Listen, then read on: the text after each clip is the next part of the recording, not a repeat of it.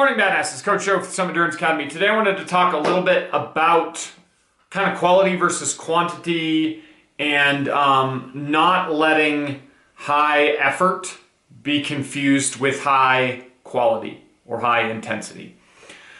One of the reasons I bring this up is I've had a conversation with a couple athletes over the last week about endurance training being really hard. They're just like, God, it's just hard. We gotta go hard. It's like, no. The point is not to go hard. The point is not to. This is the typical endurance athlete thing, which is to kind of fetishize pain. We don't want pain. We don't want to go hard. We want to go fast. Okay? We want to go fast. And all too often, we get into this mode where we think like, oh, I need to go hard. I need to go hard. I need to go hard. I need to go hard. And what all too often happens there is that we train hard instead of training well. Our technique becomes poor. Our speed becomes poor because our technique has become poor.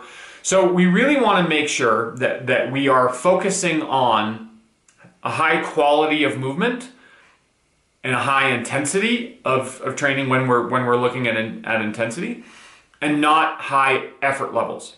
Because if I send somebody out and I say like, okay, go run a 210, we're going to do 5 by 800. I want them in 210.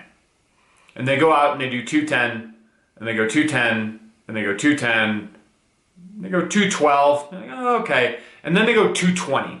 And I say, we're done here. That one, we're too tired.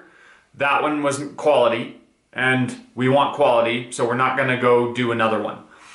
Now, if we were super focused on training hard, then we'd be like, oh, great, that 220 felt way harder than that initial 210 did, right? That first 210, you're probably like, yeah, I felt pretty fresh. I was just cranking along, didn't feel too bad, especially if you warmed up well.